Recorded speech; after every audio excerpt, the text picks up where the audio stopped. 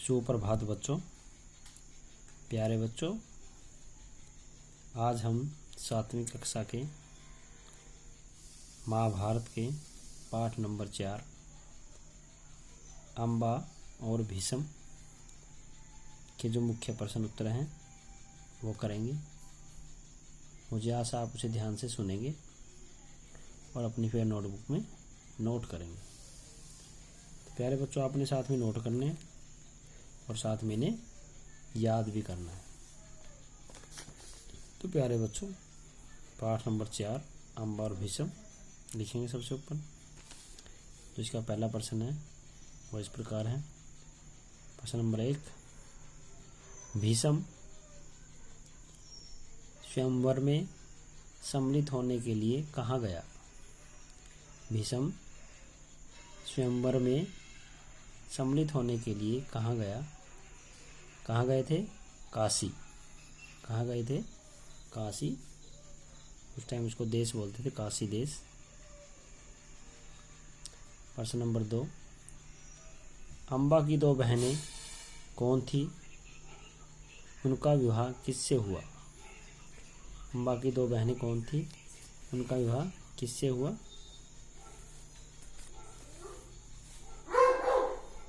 अम्बा की 2 बहनें कौन थी?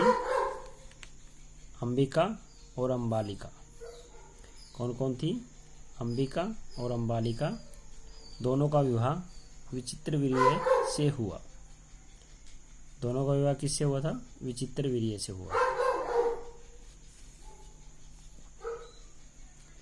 प्रश्न नंबर 3, परशुराम और भीष्म के बीच हुए युद्ध में किसे हार माननी पड़ी?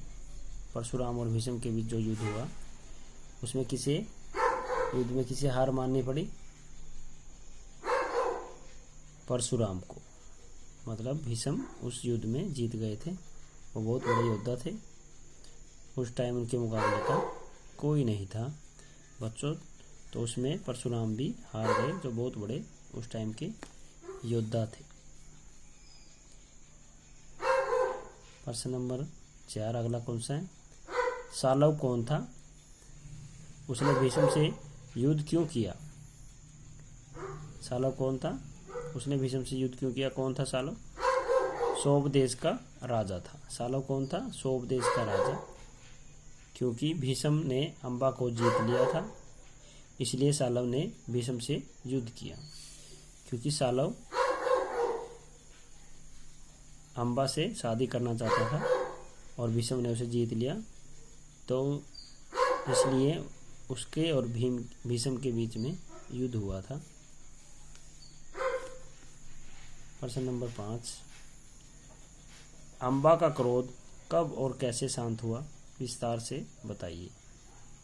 जो अम्बा थी जिसको भीष्म ने जीता था, उसका क्रोध कब और कैसे शांत हुआ? महाभारत के मैदान में जब भीष्म घायल होकर पृथ्वी पर गिर पड़े तब अम्बा का क्रोध शांत हुआ। अम्बा कौन थी? वो बाद में शिखंडी बन गई थी और जो युद्ध में भीष्म के सामने खड़ी हो गई थी, और उसी की आड़ लेकर अर्जुन ने भीष्म को तीर मारे थे और तीर की सैया पे लिटा दिया था।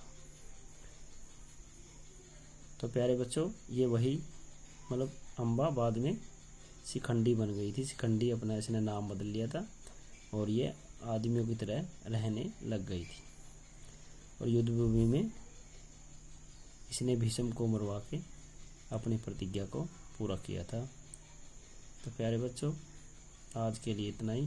पाठ नंबर 4 ये कंप्लीट हो चुका है। आपका बहुत बहुत धन्यवाद।